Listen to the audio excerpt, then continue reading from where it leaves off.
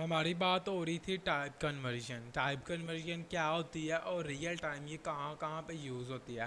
आप लोग अक्सर बैंकिंग सिस्टम में गए होंगे, बैंकिंग से वॉचर जनरेट कर रहे होंगे, तो वहाँ पे आप लोगों ने एक चीज़ देखी होगी, नोटिस की होगी कि वहाँ पे क्या शो होता है हमें।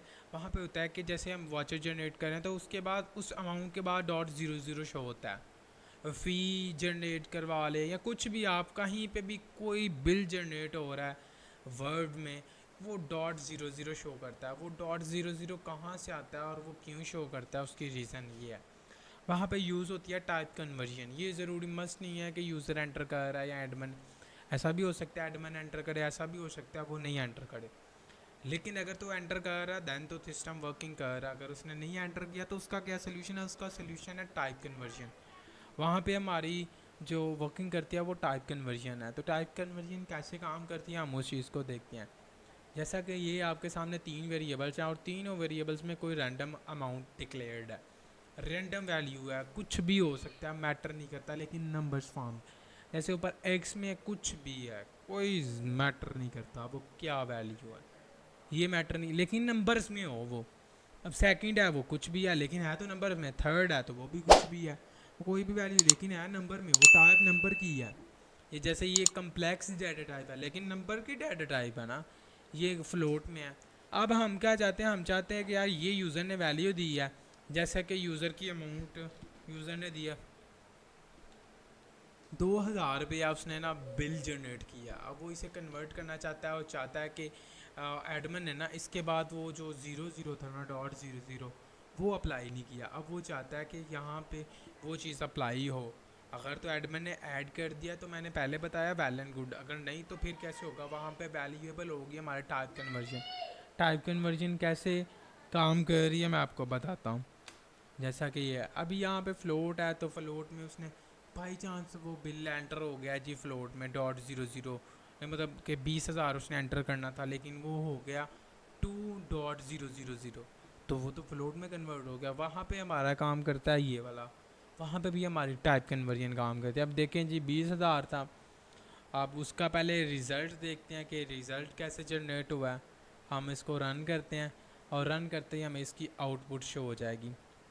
सॉरी ये टेक का टाइम ले रही है रन होने में, क्योंकि मैंने काफ़ी देर बाद रन किया। तो अभी ये देखें, जैसा कि ये 20,000 था लेकिन उसने .0 कर दिया। अब ये क्या किया उसने? उसने ये किया कि जो नंबर थी ना उसको कन्वर्ट कर दिया .0 में, फ्लोट में कन्वर्ट कर दिया, जिसमें चाहो। यहाँ पे मैं बताया हुआ है कि भाई इसे कन्वर्ट कर दो फ्लोट में। फ्लोट क्या होती है? .0, जिसके डॉट के बाद ज़ीरो आ जाए। तो फ्लोट में कन्वर्ट करने के लिए क्या था? मैंने एक वेरिएबल डिक्लेयर किया, उसमें लिखा फ्लोट और वो वेरिएबल पास कर दिया, वो फ्लोट में कन्वर्ट होगी, प्रिंट करवा लिया। अब जैसे आपने जहाँ जिसमें मर्ज़ी कन्वर्ट करनी है, आप सब लिखोगे बी, एक वेरिएबल डिक्लेयर करोगे, उसमें वो डेटा टाइप लिखो जिसमें कन्वर्ट करनी है, आगे वो वेरिएबल पास करोगे जहाँ पे वो वैल्यू स्टोर की हुई है और प्रिंट ले लोगे। इतना सा काम है और वो कन्वर्जन हो जाएगी।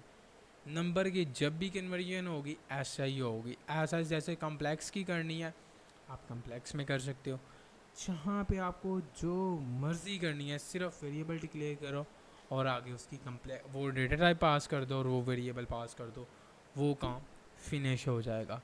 इस तरह हर लार्ज सिस्टम की बात कर लें, जहाँ पे मर्ज़ी बात करें, यही टाइप कन्वर्जन यूज़ हो रही होती है। अब हम आगे बढ़ते हैं। एक नई डाटा टाइप है। आप लोगों ने अक्सर देखा होगा कि हमें ओ आते हैं। वो ओ कहाँ से आते हैं? पाइथन वो खुद जनरेट करती है। वो कैसे जनरेट करती है वो मैं आपको बताने लगा हूँ। पाइथन में एक बिल्ट इन फंक्शन है जिसे हम बोलते हैं रैंडम। आपने सिंपल क्या करना है? इंपोर्ट रैंडम लिख लेना है, बस इतना सा स्टेप कर लेना है। बाद में क्या करना है? प्रिंट, आपको नंबर चाहिए, आपने लिखना है print random dot rand range. आपको किसी रेंज में नंबर चाहिए, अगर तो रेंज में चाहिए वेल एंड गुड, नहीं तो फिर आपको ये डॉट रैंड रेंज लिखने की ज़रूरत नहीं है। आपको रेंज में चाहिए, जैसे कि मुझे चाहिए 10 और इस रेंज में। पहले मैं ऊपर वाला कोड रेज कर दूँ ताकि आपको सही शो हो। अब मुझे चाहिए क्या? रैंडम नंबर चाहिए, किस में? 1 और 10 की रेंज में, और हर दफ़ा यूनिक हो।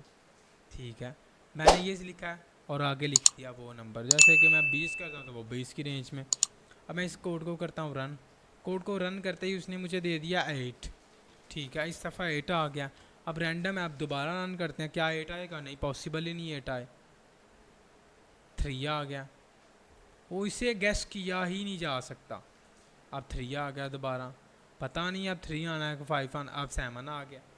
ये है OTP सिस्टम। क्या हो रहा है? रैंडम रन टाइम कोई भी नंबर जनरेट हो सकता है। आप किसी भी किस्म का कोई भी OTP जनरेट कर सकते हो। जैसे कि मैं अभी से अमाउंट दे रहा हूँ कि ये है इसके पास रेंज, और यहाँ पे ये वाइड रेंज है उसके बाद। अब नंबर जनरेट, अब कभी गैस नहीं कर सकते आप। ये देखें, इसने पता नहीं कौन सा नंबर जनरेट कर दिया, लेकिन रेंज वही है। ये देखें, अब और कोई नंबर जनरेट हो गया। अब ये देखें कोई और। ये सारा सिस्टम कर रहा है रैंडम। रैंडम में के अंदर क्या हो रहा है? रियल टाइम नंबर के अंदर से नंबर को फाइंड कर लिया जाता है। OTP जब भी आपने देखा होगा कि OTP आपको आता है, जैसे व्हाट्सअप का आता है, तो वो यहाँ से ही बेटा निकलते हैं। जैसे कि एक OTP है 15171, ये एक OTP है।